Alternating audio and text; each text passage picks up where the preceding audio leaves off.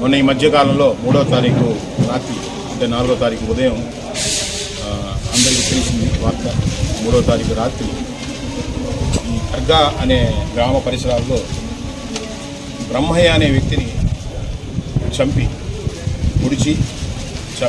అక్కడ నుంచి ఆ శవాన్ని దాదాపు ఒక 50 మీటర్ల దూరంలోకి లాక్కొచ్చి అక్కడ పెట్రోల్ పోసి తగలబెట్టిన సంఘటన మీ అందరికీ తెలుసు. ఈ కేసులో ఆ రోజే డాగ్ స్క్వాడు, క్లూస్ టీము, అలాగే ఫోరెన్సిక్ టీము, అట్లాగే అనేక టీమ్స్ని పెట్టి ఇది ఇన్వెస్టిగేషన్ ఆ రోజు మొదలుపెట్టడం జరిగింది. ఆ రోజు నేను రావడం కూడా జరిగింది.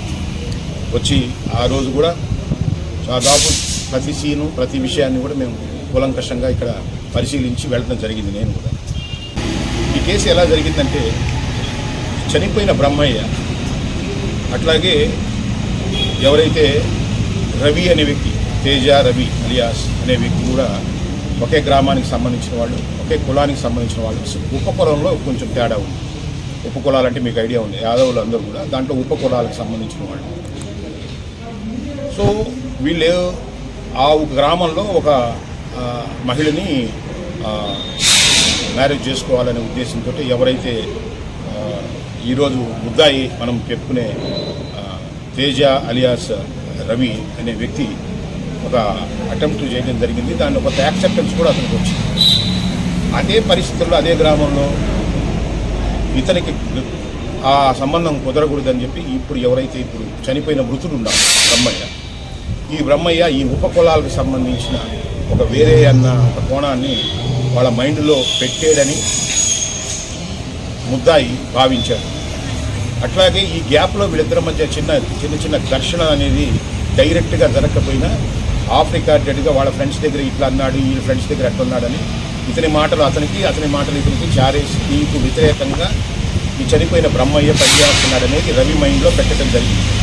ఏం చేయలేమంటాను ఒక అలాంటోడు ఇలాంటోడు అని ఆ మాటలు కాన్వర్జేషన్ ఎక్స్చేంజ్ చేశారు. ఈ క్రమంలోనే అసలు నిన్నేదో చేసేస్తాడంట అంటున్నాడని కూడా ఒక రూమర్ని అనవసరంగా క్రియేట్ చేసి వీళ్ళిద్దరి మధ్య ఉండే ఘర్షణని పెద్దదిగా జరిపారు.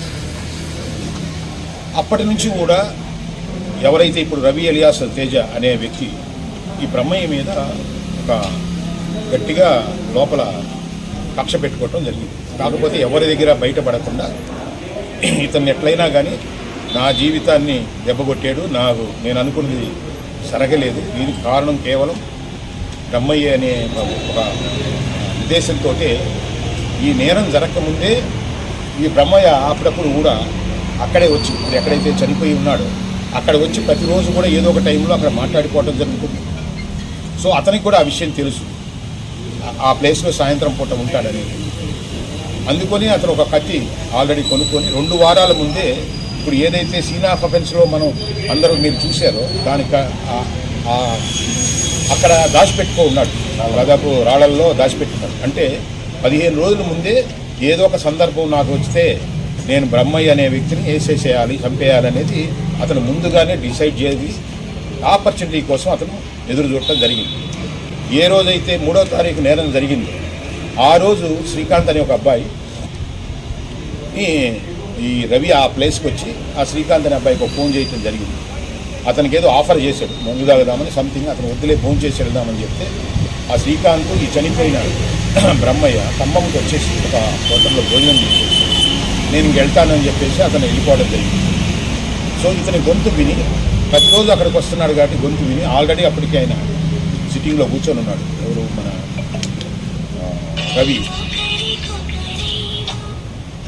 రవి అప్పుడు ఏం చేశాడంటే అతనే ఇంటెన్షనల్గా ఇతని దగ్గరికి వచ్చి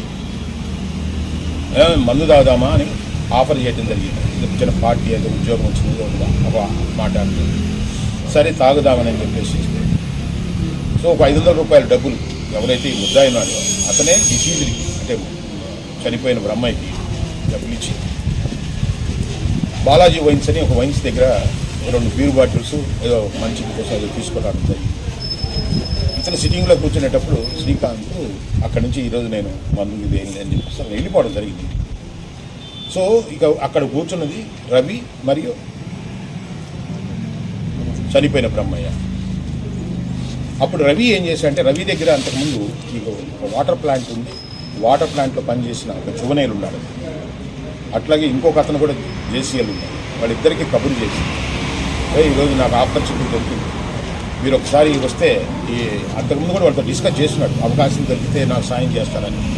వాళ్ళ అమ్మాయికి చిన్నపిల్లలు వాళ్ళు అలాగే అని అని చెప్తున్నారు. ఆ రోజు అవకాశం దొరికింది, వాళ్ళు కూడా రావడం జరిగింది.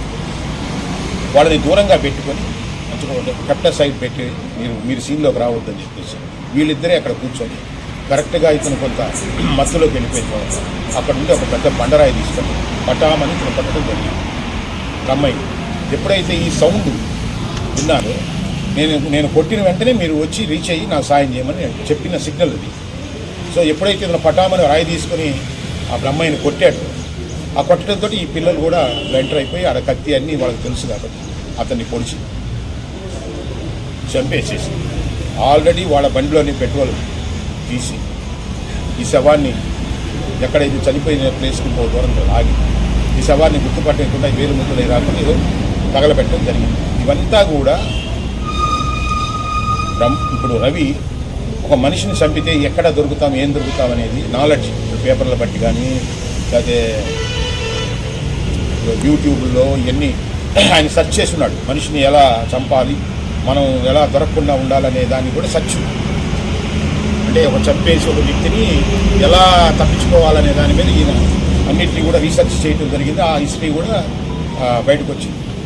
సో ఇతనికి అంతకుముందే ప్రీ ప్లాన్ ఉందనేది మనకు అర్థమవుతుంది.